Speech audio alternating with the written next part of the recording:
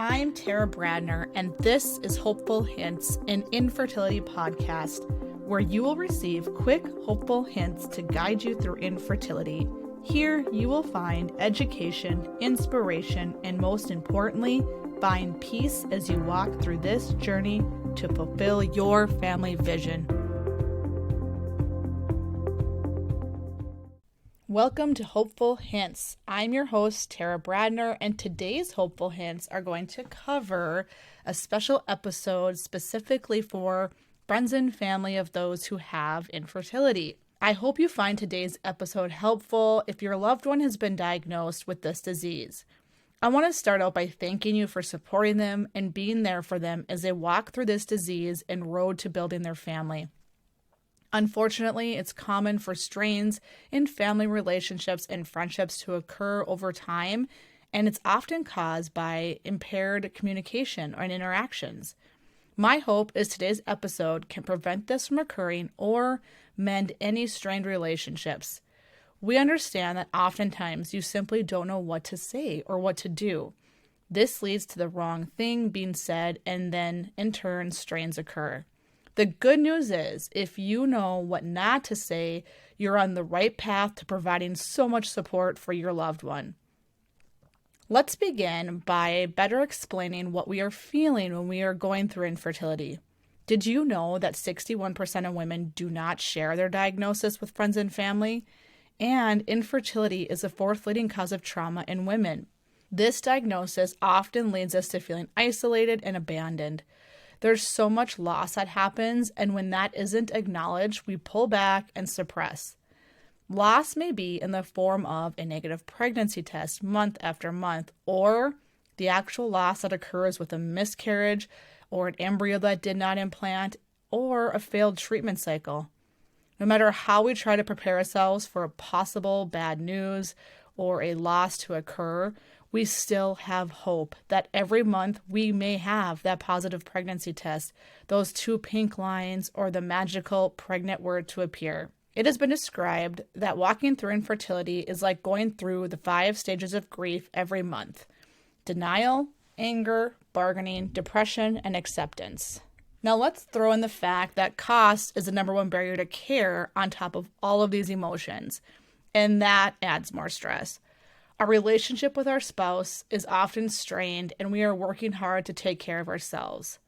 So let's get started with today's hopeful hints that will cover infertility etiquette. Hopeful hint number 1, do not minimize our pain or our disease. Do acknowledge the pain and struggle. Let's start out with the big one in the phrase, just relax. We know that relaxing will not cure this disease. We also want to avoid saying things that start with, it could be worse, or at least you don't, or you should be happy for. You may not be able to understand our feelings fully unless you've experienced the pain yourself, and that's really for anything. The best thing to do is to allow your loved one to have the feelings they are having. This is a disease that impacts every aspect of our daily lives and consumes us literally almost every hour of the day.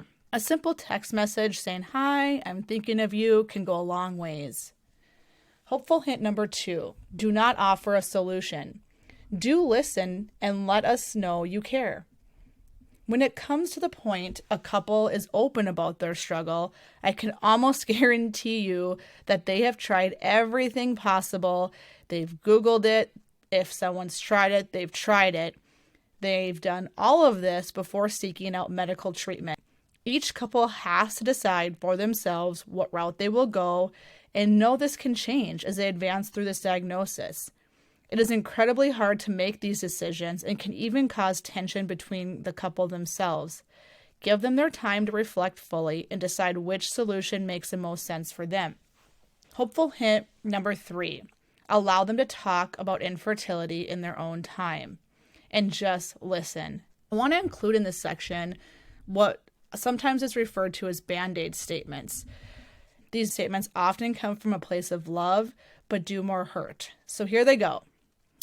First of all, referring to infertility as elective is just not right. Many medical associations acknowledge infertility as a disease. Just adopt.